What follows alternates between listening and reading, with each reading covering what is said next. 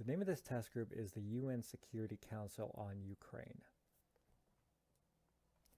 And it's not so cut and dry as being one type of task group because it doesn't really fit any of them very well. In fact, it's more of a political tool than any group with a task. And I'll elaborate on that further as we go. As far as being open or closed, it is closed, probably one of the most closed groups anywhere in the world. As for the purpose, it depends on who you ask, specifically which members. So on paper, everybody agrees that they want to find a peaceful solution. If you're part of NATO, you want a peaceful solution to the Ukraine crisis. If you're not part of NATO, there's no crisis, and this is a waste of time that you voted against being part of in the first place. So, unlike a real task group that has a task, everybody that is involved in this meeting already knows how it's going to end. All players understand that there is no compromise at all anywhere. They know what the other factions want, they know what they want, and nobody's hiding anything. How they go about that, again, is dependent on whose side of the table they're on. The sides being Team Russia and Team NATO, and then even within Team NATO, there's let's go fight everybody and let's find another solution, right? And I will break down each of those groups later. Okay, moving on to rules. There are soft rules, hard rules about the roles and the leadership. So Norway is leading the group. And by that, I mean just deciding who gets to talk and when. Norway is more neutral than some of the other states, but they're not really neutral. They, like the rest of Scandinavia, have been preparing to be like the target of Russia for quite some time now. And thus they've built a pretty sizable military because they never depended on the US. So they do bring a lot of power when they come to the table, particularly Finland and Sweden. But Norway's no slouch either. And then more soft rules. The US more or less speaks for the entirety of North America and NATO's military, but only sort of. As I said, Scandinavia has a lot of hardware, and then Germany and France probably have the most. That's actually in Europe. While the US does have a lot, like a huge military, it would take months to actually get the kind of equipment needed to move into Russia available. So it's not really on the table here. And China does speak as well. They aren't really on Russia's side, and even as a faction, their goals don't align.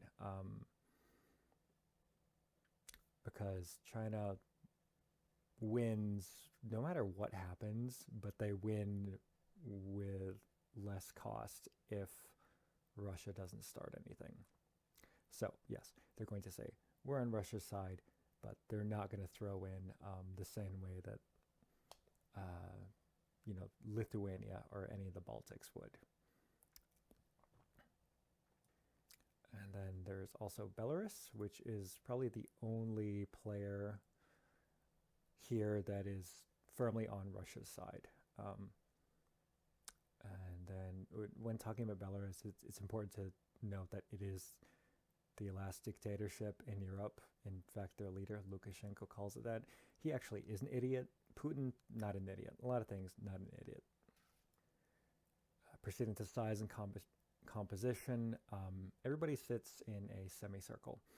There is the undersecretary general of the UN Security Council, and she is American, but she's not leading this discussion. So you have, of course, the permanent 5 members of the council, and then you have the temporary members, but there are also people here that are on neither of those lists. But because they have such influence or they're very relevant, such as the case with Ukraine, they're part of this meeting.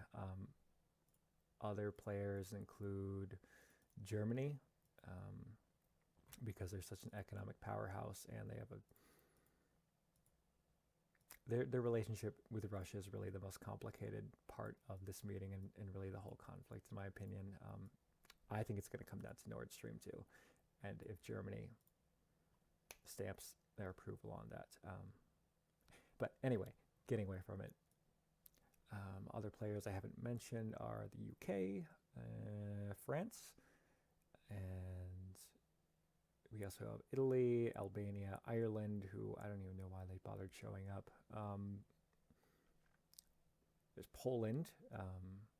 Poland and Lithuania definitely, they have some issues with Russia, and probably more than anybody, they're ready to go. Like they want to fight. You can tell. And Poland especially, just because they don't like really any states, but particularly Germany or Austria or whatever it's called at the time, or Russia getting too big, because there's a history of Poland getting run over. Not just once. In fact, they've only been independent for like, I don't even think 50 years at this point in their entire history. So Poland will throw it down if they can.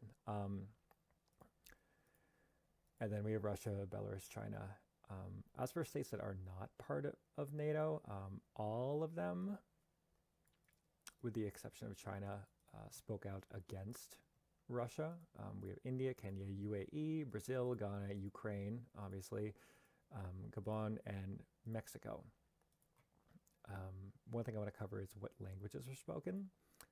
And by that, I mean people speaking not English. So France speaks French. This isn't a surprise for anybody. That's just how France is. The Russian and the representative from Belarus, they both spoke Russian. That is their common language, but it is symbolic in this instance. The Chinese representative spoke Chinese.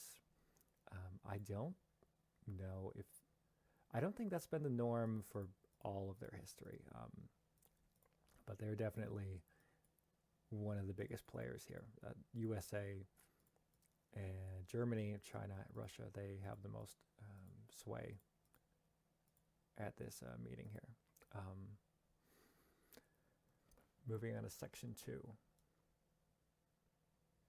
So one thing I want to point out is it's a meeting between statesmen and representatives in international politics. And this is very different from what we would see in domestic politics. Nobody here is trying to impress the people. This was held publicly so that the world could see, but nobody is really voting for anything here.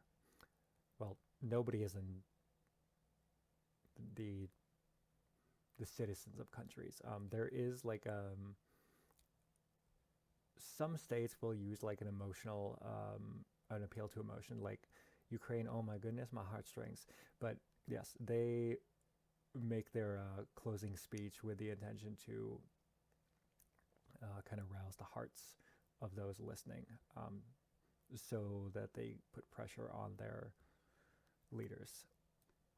So this whole thing, it's very orderly. People only talk when they're supposed to talk, with the exception of Ukraine, who in their opening statement said, we're going over the 5-minute limit because of the gravity of the situation. And nobody really objected to this because it really was a meeting about them. So there's really no dealing with conflict in the sense that statesmen would disagree with each other and somebody would need to intervene. Again, these are like very seasoned statesmen, that probably some of the best negotiators in the world. As far as negotiating a decision, as I said before, nobody went into this thinking anything would really change. It was too, from our, as in the West's point of view, to be like, hey, Russia, what are you doing? And then Russia is gaslighting. The whole thing, they're just gaslighting everybody. I mean, they go hard. Though we'll really know if they were gaslighting at the end of it. We got about 5 days to find out. And if you want to extend that into when the snow melts in March or when the ground melts, then we'll know for sure. But until then, I'm going to say they were gaslighting everyone. China, though, on the side of Russia, did not do that. They were probably one of the more reasonable and honestly more impartial voices here, which I found interesting. And I suppose that does kind of play into how they want a peaceful solution. They don't want their only strong ally, getting curb stomped. They also don't want their only strong ally getting pushed over. And for the US and China specifically, this is not about Ukraine, and it never was. It's about Taiwan and other states in the Pacific, right? So you want to see how people are going to react, and people being the US or China. So later, as we now know, Russia's like, okay, Taiwan is definitely not a thing. And China's like, okay, Ukraine, definitely not a thing. And if I can weigh in here, I don't think it would be unfair to say that Ukraine could probably have the Donbas region just because everybody there really wanted to be part of Russia anyway. I don't think they should get Crimea. That's a bit too far. So moving forward to how did they make decisions? They didn't. Nobody made any decisions here. That was never the point of it. And understanding political ramifications of the group. The political ramifications are about as real and as heavy as any can possibly be. One step beyond this is armed conflict, right? This is we're really right on, just on the cusp of it here. And this is, if you accept the belief that, or the statement that war is politics by other means, then this is politics failing. So we're really, it's tense right now. It's the 15th as I'm recording this, and we get 5 more days of exercises. Okay, so the only people really monitoring and evaluating the work of the group are people watching, but that doesn't matter so much as the people back home in the real power, right? In the US, we're looking at senators, the president, his cabinet, the leaders of other countries, Xi Jinping, Lukashenko, Putin, just to name the bigger ones. Though I will make an exception for Macron, because he is up for election next month or the next couple months. I think it's in 2 months. But yeah, he's the one guy here who probably has more to lose than anybody in terms of his political career. Okay, so communication and interaction patterns. Everybody gets to talk, but some people get to talk more than others, and probably for good reason. So Russia's very much on the defensive here, and that was the whole point of this meeting. It was, quoting the U.S. representative, it was to make Russia uncomfortable, and I feel like they did a good job of that, but the Russian representative played out really well. And really, by Russian representative, I mean the whole state of Russia. People here aren't really themselves, they are the state, personified. Okay, status, cohesion, culture. Status here very directly translates to how many warships do you have? How many tanks do you have? What's your GDP? How much of an economic influence do you have over each other? So really the strongest people at this table are going to be Russia, China, the US, and then Germany, especially Germany. Germany is by far the person with the most power, real power here, because of how they are like a economic superpower. They really they aren't on the Security Council for reasons, but they're here, and no decisions get made in Europe without them. Um, Cohesion, it's there's a lot of talk of the Normandy format, and the U.S. is excluded from that, right? So that's more of like a Germany, France, especially Russia, not the U.S., not even the UK, and even like sub factions here, the Anglosphere. Um, so anywhere that was colonized by England and is white. so the U.S., Australia, New Zealand, Canada, and the UK. And you could really simplify that more to like North America, the UK, and then ANZAC, Australia, and New Zealand. But we really don't do anything without bringing our boys with us, so it's can be more helpful to think of us as kind of the same entity here, right? So Boris Johnson, right? He's kind of like British Trump. Canada's kind of flirting with the idea of having their own Trump. um, but yeah, so like Boris he's elected very much on the same kind of principles of like independence and strength, right? Within the self. So it behooves him to act independently from the United States. And if they start anything, and honestly, like Canada and the United Kingdom, they were more supportive of like uh, not direct military intervention, but sending like military equipment quite a bit before we were. Um, so it's good to note, just kind of, even though the Anglosphere will, at the end of the day, fight and die together, as we always do, right now, everybody has their own political objectives. But, when the card's down, we always have each other's backs. Okay, moving forward to culture. You can kind of break them up into nations that are descendants of the Kievan Rus. So generally Eastern Europe. You've got the Baltics, which are culturally closer to the Kievan Rus, but they are politically more their own thing. A lot of Europe right now is actually conservative, which I just want to make it clear that American conservatism and European conservatism, and well, I'll generalize that to North American. So North American conservatism is low taxes.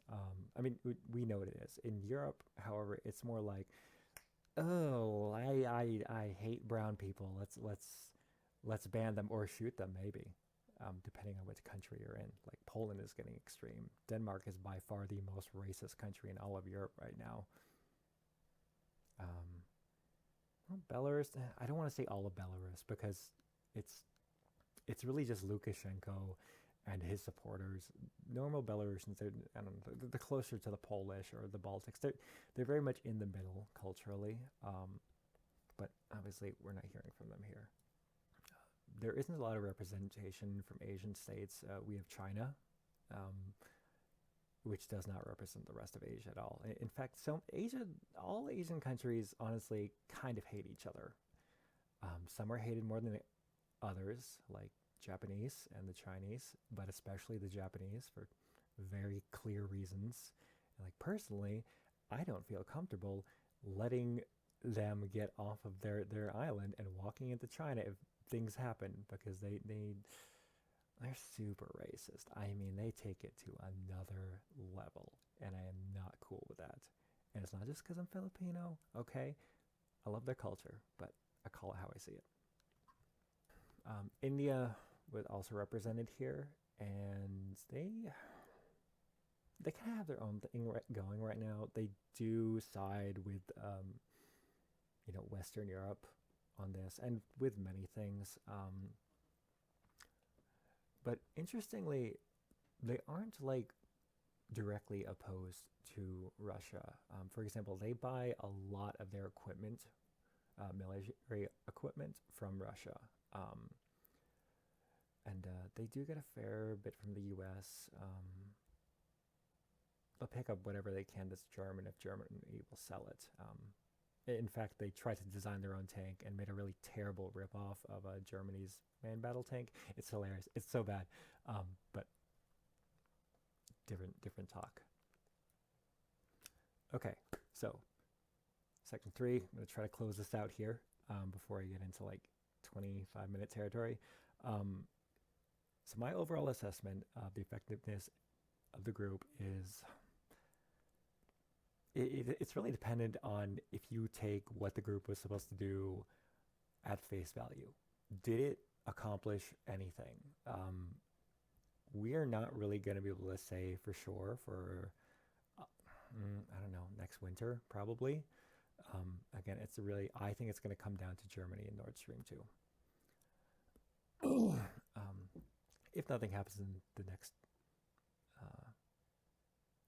108 hours or so. Right. So up to this point, I would say it has failed. If I thought that it could actually find a solution. Again, nobody thought this was ever going to solve anything. That was not the point. Right. So did it accomplish its actual task? Just putting everything out on the table. So going back to Russia gaslighting, they didn't want to have this meeting in the first place. And if they could have prevented it, they absolutely would have. Because there's nothing they can really do. They're on the defensive the entire time. And the best they can do is say, I don't know what you're talking about. I think you're a little crazy. And everybody else is like, bruh, what are you doing? What are you doing? And it's not really just that it's a military exercise. It's the kind of equipment that was deployed with this, like hospitals, blood banks. It's a very expensive kind of military operation. Like the US will do things on this level maybe once a year with each of its branches, and usually working together and often sharing with other partner countries, right? So these are crazy expensive. And for Russia, like, they're effectively deploying their entire military. So like 130,000, their entire armed forces is not that much larger than that, in terms of, total manpower and equipment. And you can like look at it on Google Maps and just see where these camps are being deployed. And that is a form of diplomacy, right? Russia wants to be taken seriously. If you spend this much money, you're creating doubt, right? They're creating doubt. If you're NATO right now, you're thinking, how sure are we that Putin is actually going to do this? And the more money he spends, the more likely it becomes, right? And a lot of people have known Putin well, and I think that if he sees an opportunity, he's going to take it. But other than that, it is good to just see how the West will react. And it kind of did react exactly the way we thought it would, very slowly, one by one, and with Germany really not being the country, the hope that the West needed right now. So this meeting really did have, and everything following this did have a big effect on the international view of Germany. So did Germany get done what they wanted to get done? No, but they really did not have a good set of cards to begin with, right? Nobody's going to come out happy, especially Germany. And closing. So would I want to be a member of this group? Yeah, sure, why not? I mean, there's no way you can get it wrong. Just go in and say how you, representing your country, feel, right? I don't know, it'd be fun, low risk. So yeah, I guess it'd be part of it. I probably would rather be part of a UN Security Council meeting that could actually find any solution to kind of any problem at all. These are fairly rare as far as meetings go. But yeah, I would, sure, I'll represent it, the US, why not?